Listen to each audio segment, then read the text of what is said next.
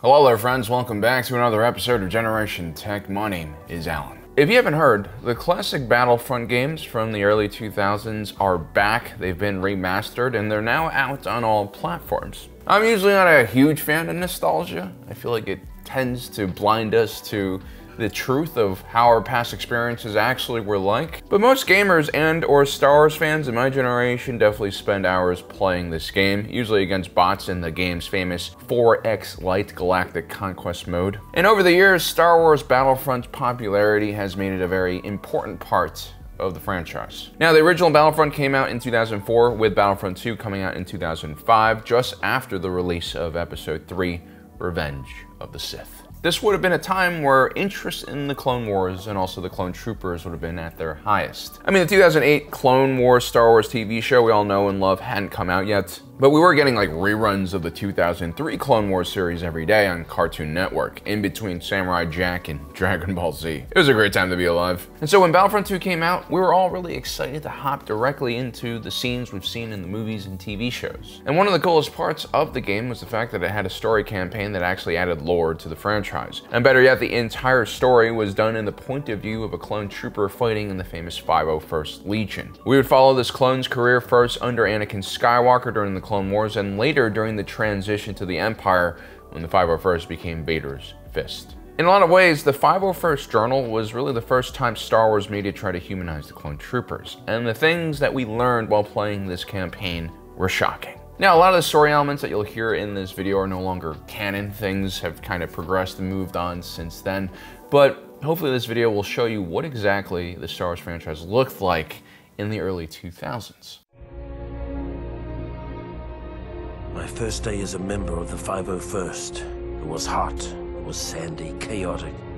Nothing at all like the simulations on Camino. Of course, that's pretty much the way it was for all of us, wasn't it? All that breeding, all those years of training, it doesn't really prepare you for all the screaming or the blood, does it? Frankly, I'm still amazed we ever made it through the first hour. Never mind the first day. Incredibly, the 501st survived the crucible of Geonosis, emerging battle-hardened and ready for whatever the war would throw at us. Yeah, the entire 501st Journal is voiced by Tamora Morrison, which is kind of awesome. The first Battle of Geonosis was an absolute shit show for the Grand Army of the Republic. They had just formed as a military force hours before the battle, and their Jedi military leaders hardly had any plan or strategy other than run directly at enemy lines. This would really piss off the clone troopers, obviously, and this would plant seeds of resentment that would later flower during Order 66. Now from there, the Battlefront 2 campaign, just like the prequels, would skip ahead of time and kind of not cover the middle of the war and directly go to the Outer Rim sieges, which were covered in Episode 3, Revenge of the Sith. In the waning months of the Clone Wars, the 501st faced missions critical to the agenda of Chancellor Palpatine. When we arrived at the bombed-out ruins of Megiddo, our Jedi commander believed we had been sent to take out a droid energy collector.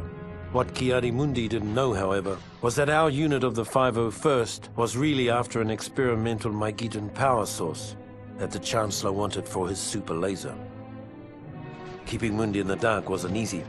The Jedi had become increasingly wary of the Chancellor's doings, and were on the lookout for the slightest hint of treachery. Just like the rest of them, though, he never caught whiff of what was really going on until it was far too late. Now, despite some discrepancies like Ki-Adi-Mundi fighting with the 501st instead of the 21st Nova Corps that he usually commanded, there are some interesting story elements here, including the clones trying to hide the true nature of their mission on Megiddo from Ki-Adi-Mundi. This seems to imply that the clones and the Chancellor were working together to undermine the Jedi's power in secret. And if you take a look at the next part of this story, which happens after you win on Megiddo, it seems to only reinforce that idea. The success of the mission on Megiddo was something of a revelation for the men of the 501st. Suddenly, we realized that the Jedi could be fooled. And if they could be fooled, they could be killed. See, before the Clone Wars TV show launched, the idea about the inhibitor chip driving the clones to shoot their Jedi commanders had not yet been created. It's very possible that George Lucas had already come up with the plan, but it had not been rolled out yet in the Clone Wars TV show. But the point is, the clones, at least in this earlier version of the Star Wars story, were either bioengineered to want to kill the Jedi, or were super loyal to Emperor Palpatine and willing to do anything he said. Or there was a third reason, which is kind of my favorite explanation, and it kind of falls in line with the Republic Commando series a little bit more. And that's that the clones were just fed up with the incompetence of the Jedi and the corruption of the Republic government, and many wanted to carry out Order 66 on their own free will. Now, obviously, if you have these clones that have murderous intent, it's a lot harder to create an entire kid show around them and, try to humanize them and show everyone how great they are. By adding the inhibitor chips later on into the lore, it makes the clones victims, just like the Jedi, which is the real reason why the Clone Wars TV show works so well. Before we continue, a quick word from our sponsor for today's video, ownersaber.com. They got some really cool new products I want you guys to check out. Ownersaber.com has some of the best lightsaber products on this side of the Hydian Way, and they're also one of the only manufacturers that can say without a doubt that their kyber crystals are conflict and Sith free. They have a huge selection of original designs along with almost every lightsaber you can imagine from all of your favorite characters in Star Wars. Plus, they're always testing out new products like this thing, the Galactic Flame Lightsaber Lighter, which emits a massive torch instead of a blade. I know you want that thing. And if you guys do want that thing, check out the description down below for more information. And you guys can also use our promo code, that's TECH, all caps, for an additional 20% off of your purchase. It's been said that the 501st got the best of the war. We also got the worst. On Felucia, the Seps dug their metal heels into the muck of that alien hellhole and dared the Republic to come in after them. So we did, only to be met with the month after month of flesh-eating diseases, shrieking nocturnal predators, and other sights that haunt me to this day. Cut off and, for all we knew, abandoned by our superiors. Our only hope was Aayla Secura, our Jedi commander. Without her iron will, none of us would have come out of that mess with our sanity or our lives. When her death came, I hope it was quick. She earned that much.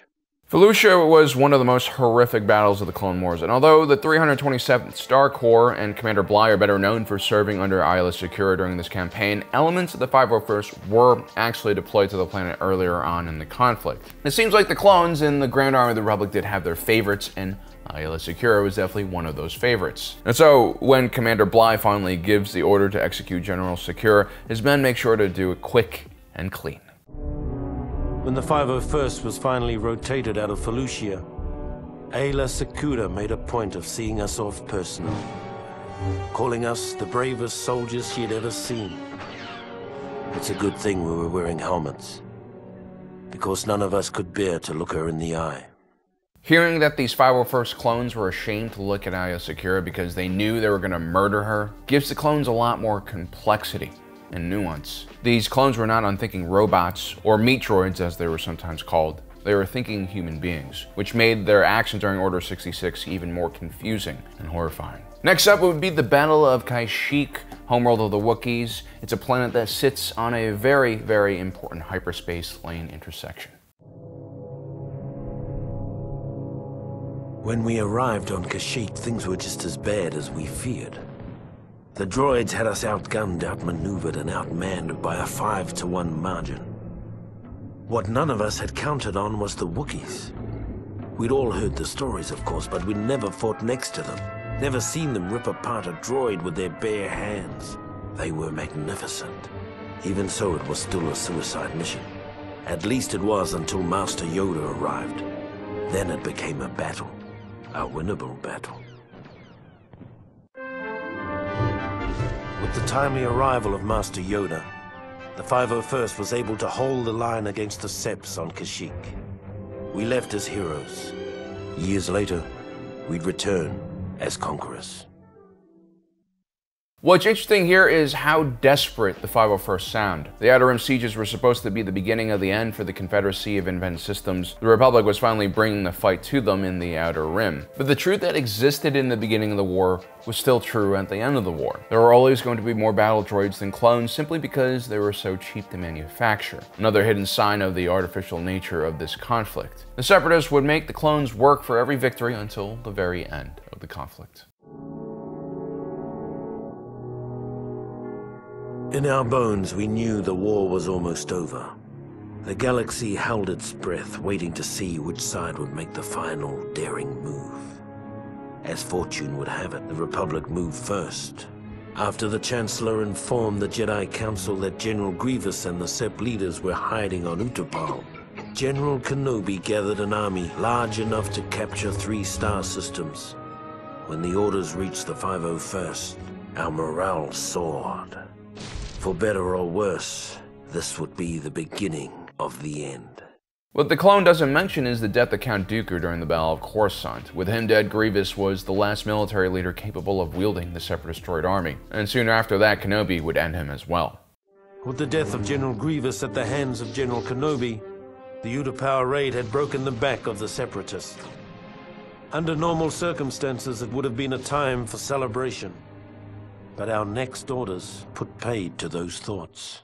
So it's very clear now that the 501st had some reservations about executing the Jedi. While Trick and Ki-Adi-Mundi had given the clones hope that they could actually pull off Order 66, the actions of other Jedi, like Aayla Secura, Yoda, Obi-Wan Kenobi, and Anakin Skywalker had saved countless clone lives. The clones were happy that the war was finally coming to an end, but they were dreading their last mission, Operation Nightfall. What I remember about the rise of the Empire is how quiet it was. During the waning hours of the Clone Wars, the 501st Legion was discreetly transferred back to Coruscant. It was a silent trip. We all knew what was about to happen, what we're about to do. Did we have any doubts? Any private, traitorous thoughts? Perhaps, but no one said a word. Not on the flight to Coruscant, not when Order 66 came down, and not when we marched into the Jedi Temple. Not a word.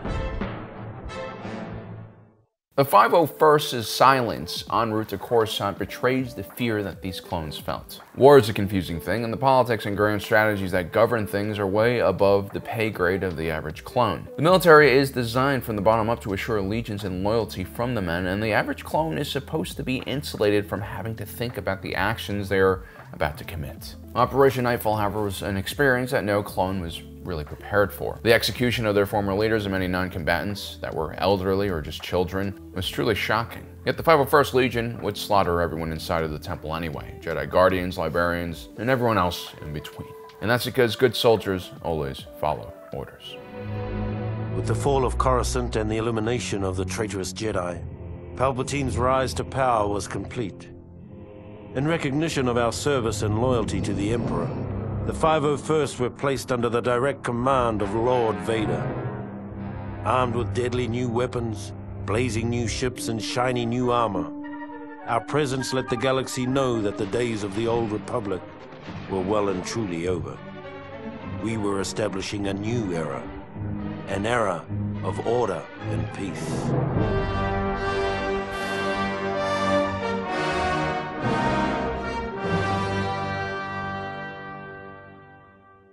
Now, if you're watching The Bad Batch now, you'll know that the clones wouldn't be establishing a new era of order and peace. A year after Order 66 was carried out, the Imperial Defense Recruitment Bill would pass, and the clone army would be rapidly decommissioned. See, in the new Star Wars canon, thanks to the introduction of the inhibitor chips, the clones were forced to obey Order 66. And this caused a lot of problems amongst the ranks. You had clones like Captain Rex, who would try to actively fight the chip. You had clones like Captain Gray, who would come to regret murdering his Jedi commander. And of course, every clone who found out about the inhibitor chips were naturally horrified and then very pissed off. This created a liability for Palpatine, which made him wipe the slate clean and start over with the TK Stormtroopers. Now, because in 2005, when Battlefront II came out, there are no inhibitor chips, well, Palpatine still trusts the clones in this storyline. And their mostly successful execution of the Jedi during Order 66 was further proof that they were loyal to the Emperor. The 501st Journal would continue on through the rise of the Empire. Vader's fist would pacify Naboo, the homeworld of both Palpatine and Padme. Then the 501st had to shut down a Separatist holdout who managed to restart a droid factory on Mustafar.